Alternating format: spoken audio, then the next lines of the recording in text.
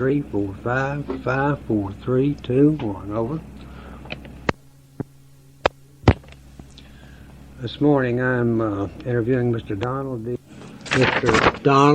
D. Duncan. Let's get that correct. Mr. Donald D. Duncan.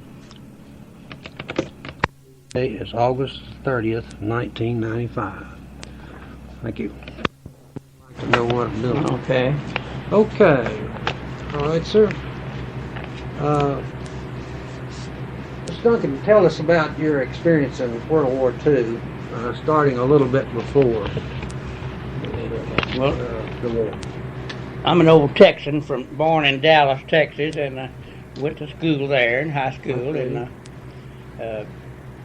And in high school, I was the second fastest runner in Dallas for 2 years, 39 and 40. That's one of my little fleeting moments of fame, we say. Right.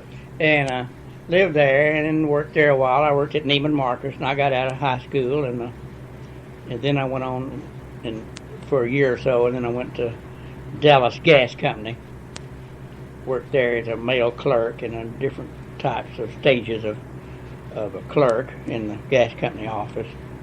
And then, of course, here comes the war, and I was going to be drafted to the Army or join the Navy. So my dear brother said, "Don, please don't get in this foot-slogging Army." He said, "Get in the Navy." So that's what I did. Okay, let's see how. Okay, ready to go. Go ahead. You ready for me to talk? Yeah, right. I went down to join the Navy, and my blood pressure was quite low, and they rejected me once.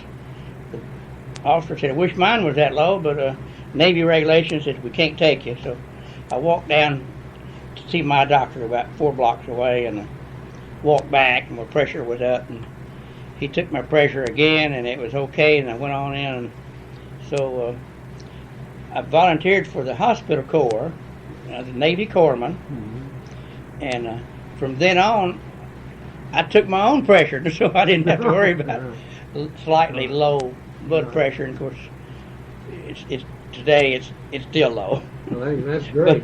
but good.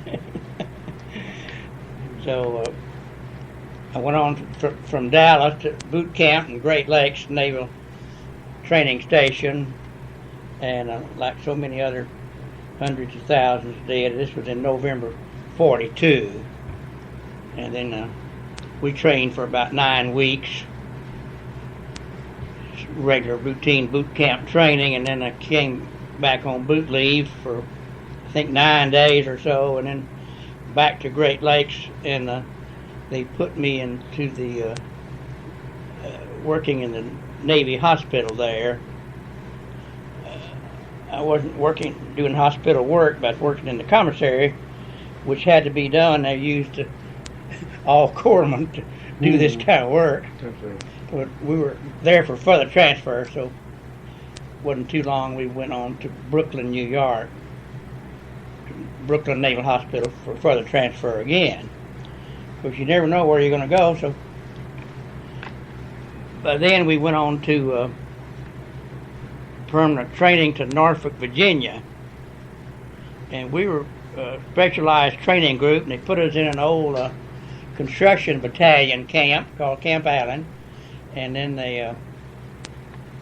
we trained for advanced base training. We were land sailors, and of course I did get some little extra corpsman training. We went to Portsmouth, Virginia for some training, and of course I got some little extra training in Great Lakes Hospital. But we were in Norfolk for 9 months waiting to be sent somewhere.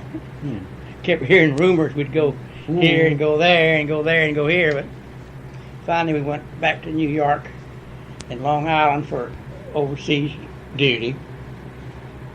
And we went on the Queen Mary, left out and went to Scotland. And the first and last time I saw the Statue of Liberty was on the way out. I said, how many of us are going to see it on the way back. And of course, you can't answer that question. But I didn't came back into Boston, so. I see. How long did it take you to get from New York to England? Scotland. Scotland. It took about 5 days. I see. I mean, that thing would go. Yeah, It would outrun a submarine. Mm-hmm. And good thing it did, because we contacted one and we ran a zigzag course into part of the North Sea above Scotland, and then came back into the Firth of Clyde. I guess that January of as fast as that thing was, you all didn't have an escort, did you? no escort. Right. It outrun the destroyer, I guess. Water or air, no escort. And how many men were on that ship, I do not know. And some were sleeping on the deck one night and in the bunk the next night. But of course, the sailors, we always got better treatment. We had our own bunk in the. So food was terrible, which was English food. But we got there and we did our. And this was, of course, January 44. Right. But we were in Scotland 6 months, and I was stationed at the Naval Hospital Corps, hospital base there, which was on the Scottish Roseneath Castle estate. The officers lived in the castle. Of course, we lived in those British Neosun huts, like Quonset huts. And I was stationed up there and did work and more training for 6 months before we went to Hospital type training. hospital course. How did you like the people around you? Did you get to see much of them? Yeah, I did. I got to see a lot of good Scots people, and being named David Donald Duncan, well, I was a true bonny Scotsman that had come home. Met this dear old lady named Elizabeth B. Stewart, and we became friends, and it was quite an experience and to really meet some of the people of Scotland. I met her and her sister and some of the other people there, and he met some more Duncans. In fact, I met one Duncan girl just before D-Day, and we decided we were kissing cousins, but nothing ever came of that because we had to go across the channel. We left about June the 12th or so. Okay, now when was the invasion, the first day? June the 6th was D-Day, 44. Right. We were an attack group. So our destination was to just sail right into Cherbourg Harbor, but that never did happen. We were on that boat for some 30 days, and it was a real funny experience. On July the 4th, we were laying off Utah Beach, and with one guy that gets his 20 millimeter gun and he goes shoot 2 or 3 rounds, and the next ship he shoots some more rounds, another ship some more rounds, and here comes some flares shooting up, and it wasn't long. We had a real July the 4th display, and one guy took his 20 millimeter and shot down a barrage balloon. We all had a barrage balloon.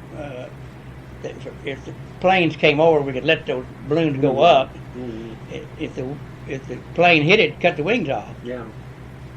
So one guy shot one of them down. Of course, it was British. Let's see.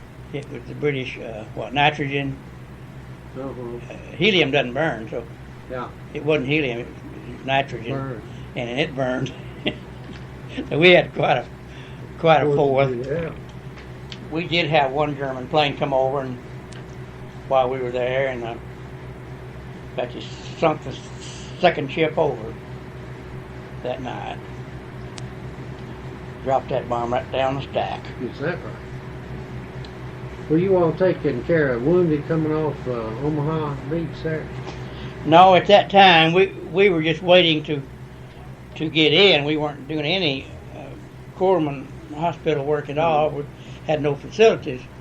But then we ended up going overland by jeep and the ambulances that we had on the ship and the trucks and the whatever personnel carrier. And we went in dressed like soldiers, but had the Red Cross bands on, and our helmets, we had a Red Cross on our helmet.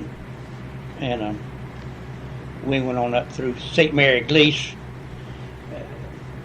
which was later the big burial ground, one of the paratrooper drop points. What kind of ship were you in when you're laying off? Well, it was just a converted Liberty ship. I see.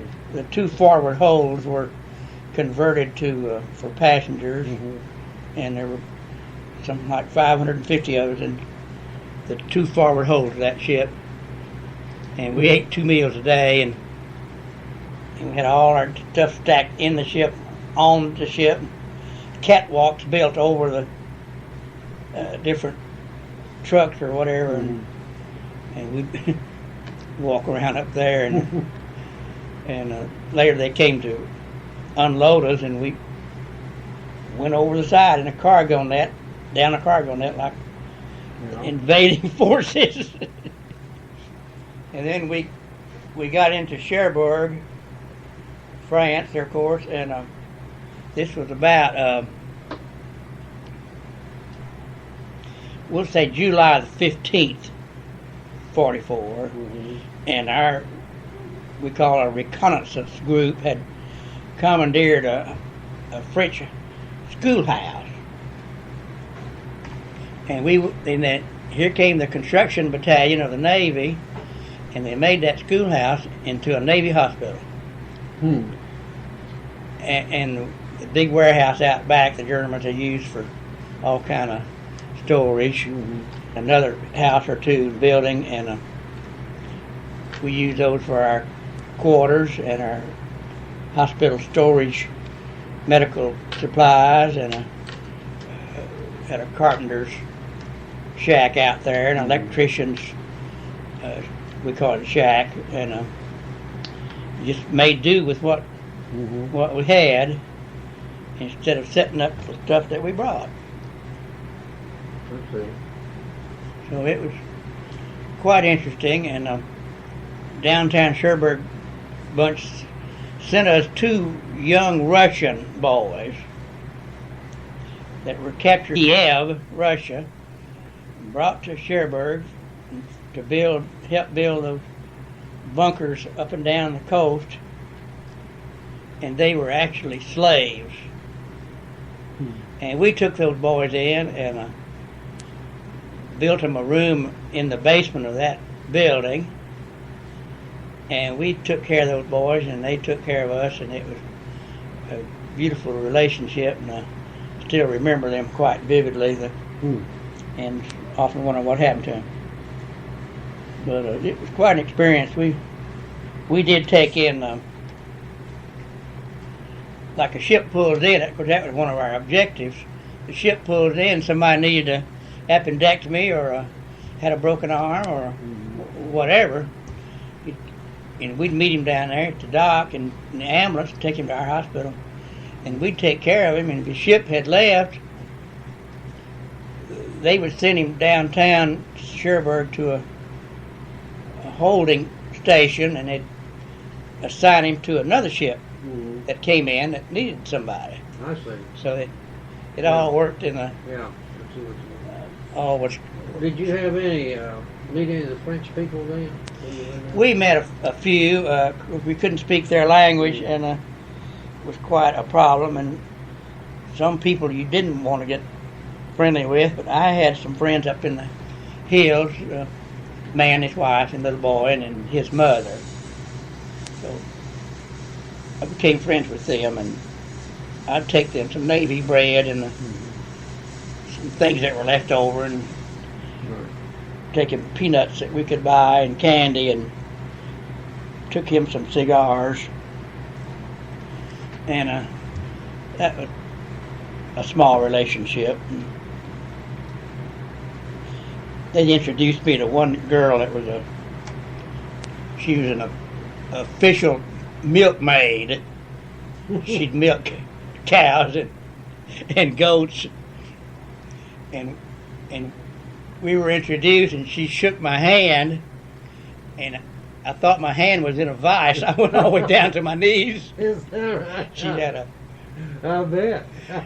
a grip like a vice, and I mean, I don't hit that No. case. Move just a little. Okay, it turns Let's see. my hand. Anyway, we had a lot of good and bad experiences, and one thing very, very few veterans talk about is we were in Scotland.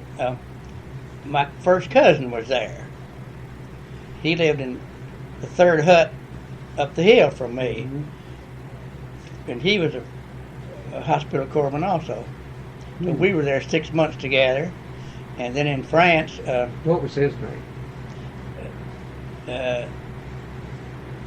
Let me see. I got to think of his name.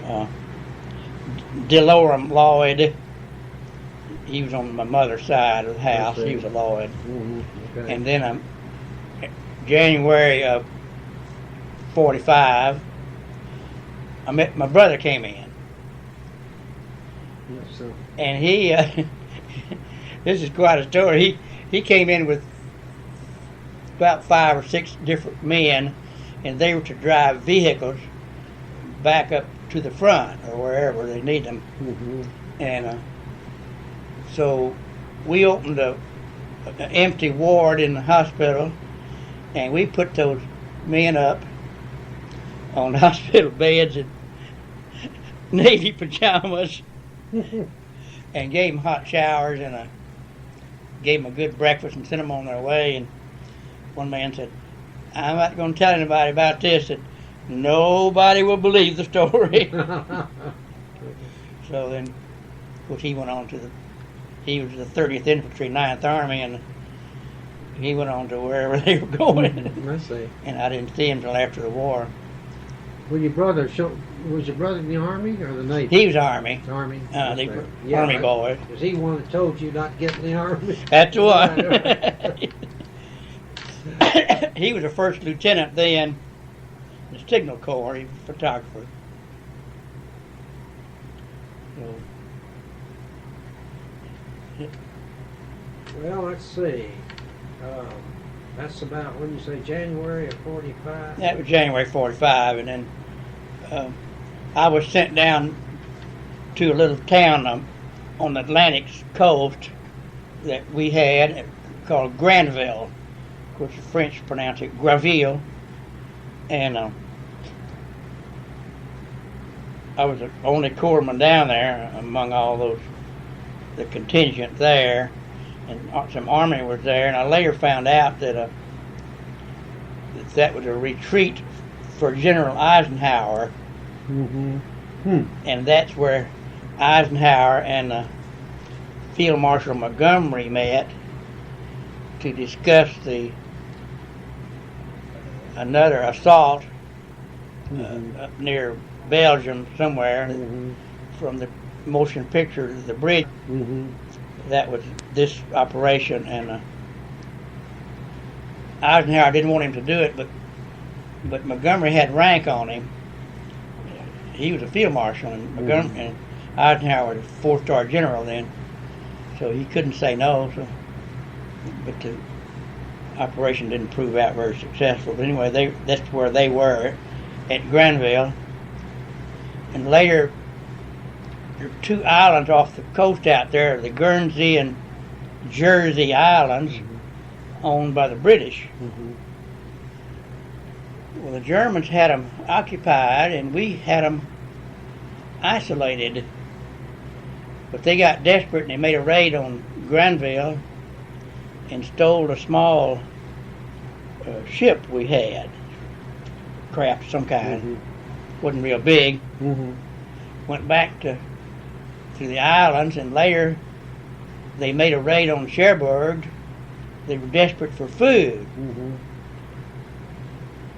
So happened the shore patrol were about to capture them instead of the military police, and the German SS officer was going to kill himself, shot himself through the right temple and shot his right eye out, and the bullet went up through the frontal part of his skull and missed his brain. Shore patrol packed him up and brought him to the hospital.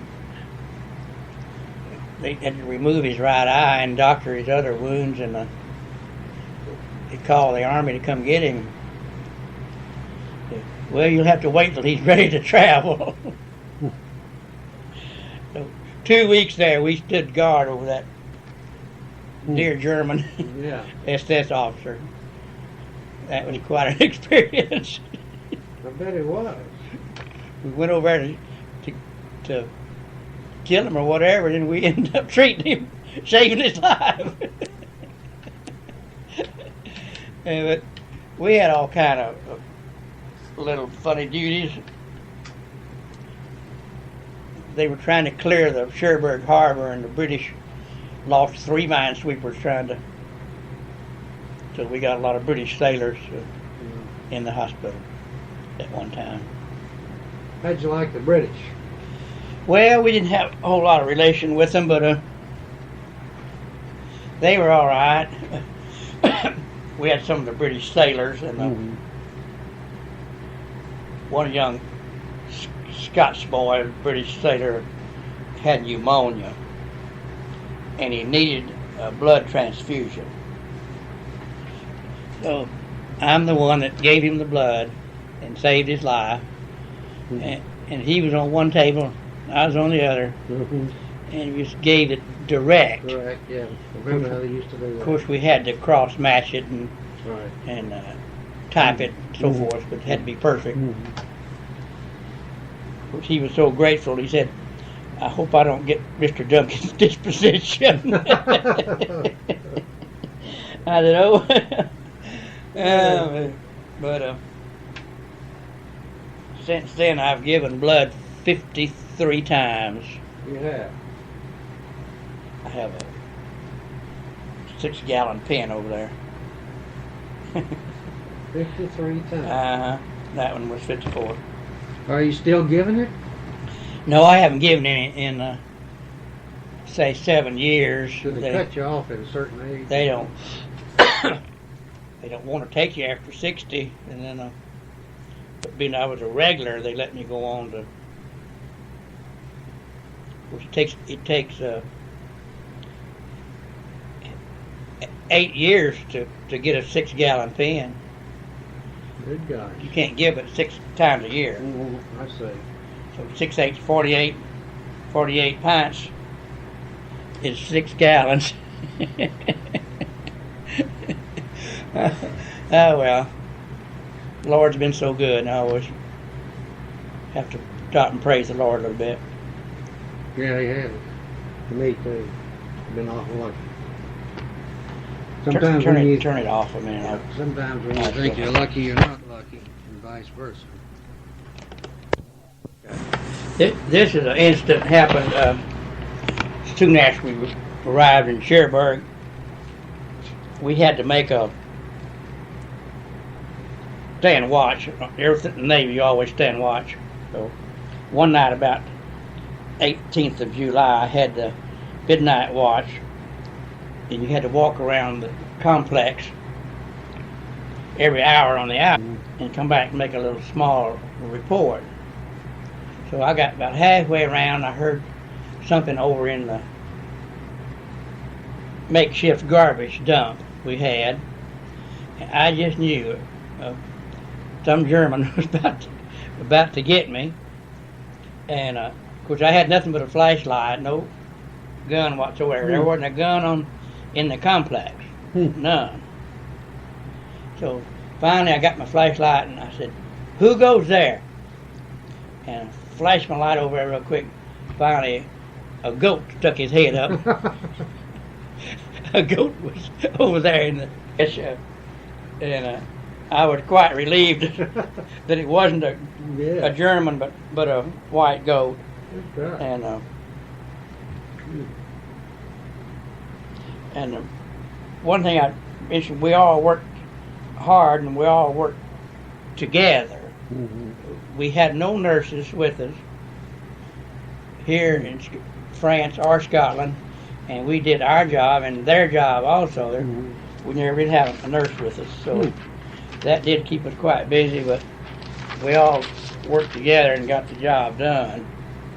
And then in '44, Christmas, we had a white Christmas. Cold over there, a lot of snow.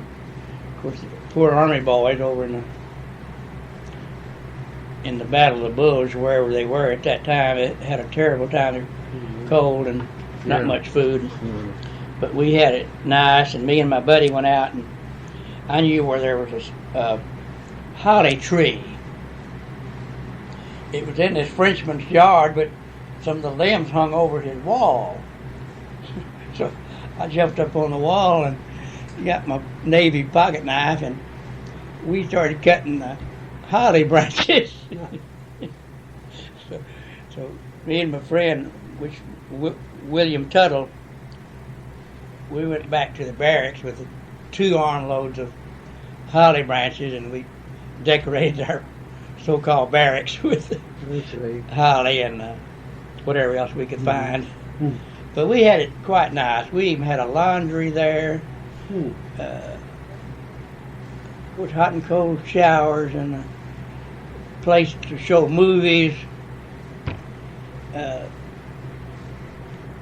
Sometimes if I didn't like the regular chow, I could order a special diet from the diet kitchen. So I'd always ate good because I could order from the diet kitchen and eat the regular chow, whatever it was. I never did tell anybody I was doing that. But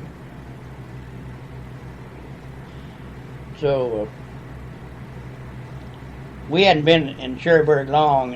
It was near my birthday, which was July the 18th. And I looked up and saw 2 Air Force armadas. One coming, say, from the south by southwest, and the other one more or less just coming due south. And they merged. And we later understood that they were raiding St. Lo. And some of our own men got bombed in that day. The dust was kicking up so bad, and the wind was blowing it back to where our troops were coming from, and they dropped the bombs into the dust, and it hit a lot of our troops. I don't know how many were killed, but it was pitiful. We went down through there later on. I was real fortunate to be picked to go to Mount St. Michel, down at the juncture of Brittany and Normandy Peninsula, sitting out there. That it was started by Charlemagne way back in the year 300. And I got to go all through that. Of course, on the way to that, we went through St. Lo, and I said, look in the top of the tree. It's a cow. He said, oh yeah, the cow is grazing in the tree. I said, no, he's dead. The cow had stepped on a landmine. My Lord. And it blew him all the way up the top of this tree, and there he was hanging up there on the top branches. And quite a memorable event. And later we were walking up in the hills there, and we heard a goat. And he said, where is that goat? We hear him, we can't see him. And we finally said, oh, there he is, up in the apple tree. He's way out on the branches of the tree getting those tender apples. And of course, Normandy was an apple growing country. I see. So we had a lot of cider when we wanted it. So I had several different duties. We downtown Cherbourg at a first aid station, and out on the harbor entrance control, they had a big stone bastion. I don't know how many hundreds of years old it was, but I was out there a while as a hospital corpsman representative, and we all had to take our turn going out. We call it the Rock. So the Army was out there with radar and protect the. Which in Europe there were a lot of mostly Army, and anyway, when the Germans had captured that ship, we later gave chase to it, and several shots were exchanged, and 3 of our men on our other ship got injured, and one lost his leg, which he was transferred to our hospital, and we took care of him there and had to amputate his leg from his knee down, and the others received bullet wounds, shrapnel wounds, and we got them all back. Here came the officer passing out the Purple Heart medals there on my ward. So that was quite interesting. And later, I think this was about February the 15th, 45, I got to go on a 3-day leave to Paris. So that was really an experience. We got off that train, and a truck picked us up, and going to the hotel, which was the big Grand Hotel right in the heart of Paris, right across the street from the Paris Opera House. There I saw the Eiffel Tower. If that wasn't a thrill to see the old Eiffel Tower.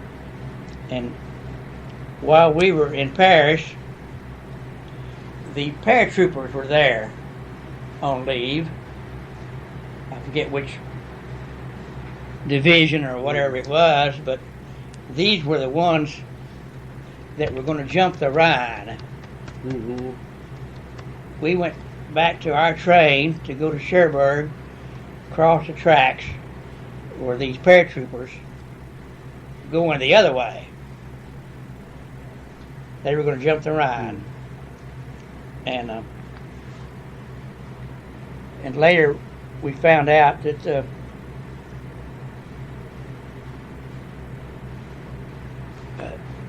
that the ones that weren't paratroopers, the soldiers crossed the Rhine in Navy boats. Now, a lot of people don't know that. The little landing craft boats were Navy. The crew, the coxswain, whatever, were Navy personnel. And they crossed the Rhine under a secret weapon that my brother told me about, smoke screen. I've never heard that from anywhere else, but the Army had these smoke pot type trucks. Looked like what might carry water or something, but they were making smoke, laying down a smoke screen. It was a complete surprise to the Germans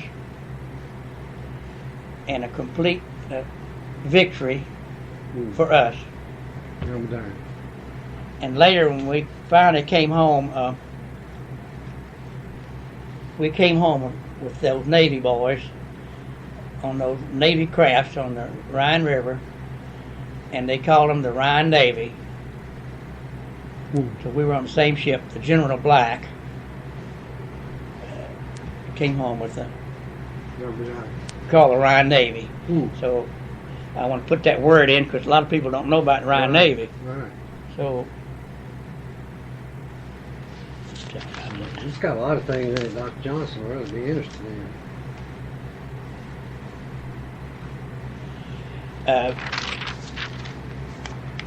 Quite uneventful up into April of 45. Well, April the 12th, Roosevelt died, and then later that month of April, Hitler died or killed or whatever.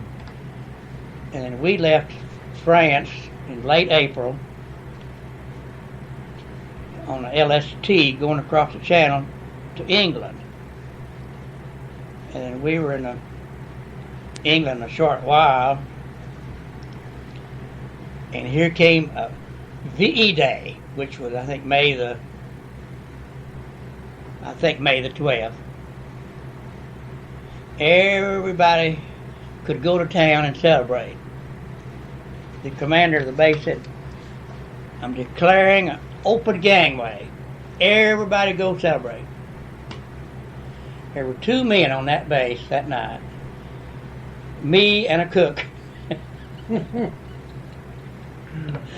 I had taken up hand sewing when I was a child, hand sewing all my life, and I had contracted with these different sailors to shorten the lengths of their new uniform pants, sew the rating badges on. Some I put a back pocket in.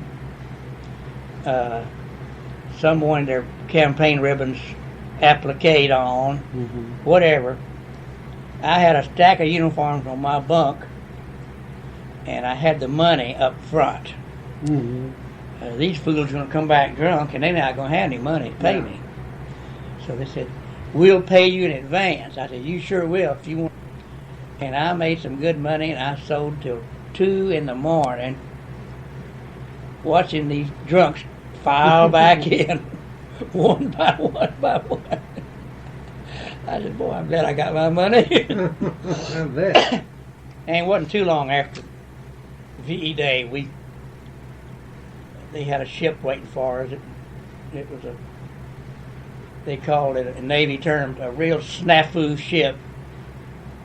It was a Coast Guard ship that something went wrong with the air conditioning and it couldn't be sent to the Pacific. So they had to put it in Atlantic. And the gunners on the ship were Marines. And they had a little hospital on there for wounded soldiers. That was Army. We were Navy passengers. And the cooks were Chinese. If you can imagine such a crazy mixed up ship, but that was it. And we went on in convoy. There were 2 other passenger type ships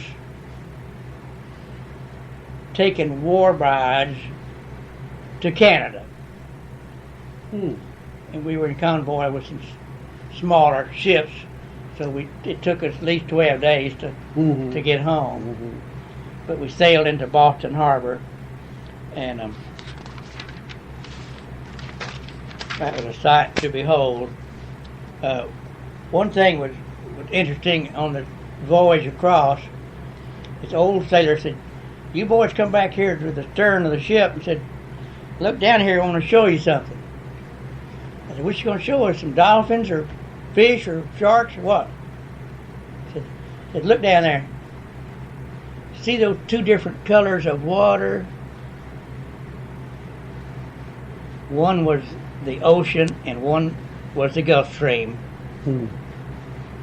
And the Gulf Stream was lighter colored." And I got to see that. I didn't know it.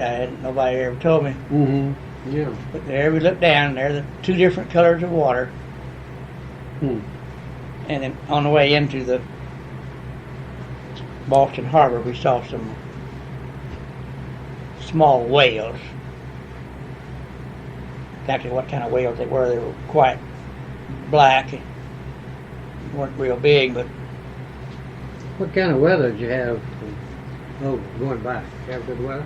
Well, we had good weather, yes. Of course, I got seasick, but after a couple of days I got all right, and we had an enjoyable trip, and it was slow, and we didn't care as long as it was heading home. So after we had a 30 or 35 day leave,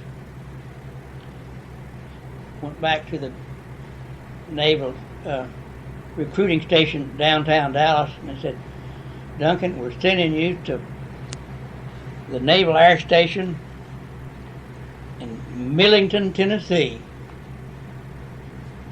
I said, well, that's a good deal. So I knew I wasn't going to have to go across to the Pacific. Right. Some of them did. Right. And I got there from July till November. And we were there when the bomb was dropped, and the VJ Day, which was September the 3rd, I think. And I had good duty there, and it was a nice, clean little air station dispensary, they called it, which had one big ward, several private little rooms off of that. So it was quite an experience. No shooting, no killing, no foxholes. We had warm barracks, good food. Coffee wasn't too good, but we managed. And going across from England to France, never forget it. The ships were coming back to England, carrying the wounded, possibly the dead, and we saw all these ships sunk. I said, boy, it looked like we're losing this war. But we later found out that those ships were scuttled as breakwaters for the invasion. And we went in on Utah Beach. We had Omaha and Utah, and then the British had some beaches, 3 or 4. One was called Sword, and I don't remember all their beaches, but went in by overland from there to Cherbourg. Was it at Omaha Beach? They had such a terrible time getting ashore. Had to scale those cliffs and one thing. That's correct. Omaha Beach was the main one, where they called Point de Hoe. We had a point up there shaped like a hole, and the French called that Point de Hoe. And the boys had to scale that cliff. It didn't take them long, though, because they lost a lot of them. But yeah, I remember that. They soon got up there, and they. One thing I'm going to tell you, that one thing that won the war was American ingenuity. Yeah. The soldiers were approaching the Siegfried Line. Now this is Army, of course. And one sergeant from Kentucky said, I'm going to get up on top of this thing. And he had a bazooka. And he jerked the vent covers off of the vent pipes. Stuck his bazooka down into the pipe and pulled the trigger. Nobody told him to do that. Ingenuity. John, I bet he killed a bunch of them. And he told the other bazooka boys to come on up there, and they ran down top of that thing, jerking the vent caps off. Said it wasn't an hour. They had that thing. They all ran out. The ones that were alive ran out like rats. Yeah. Yeah, there's a lot of truth in that. I'll tell you that. My brother told us that they were trying to get this German to surrender, and the German general said, no, we're not going to surrender. And so he said, well, we're going to lay down a barrage.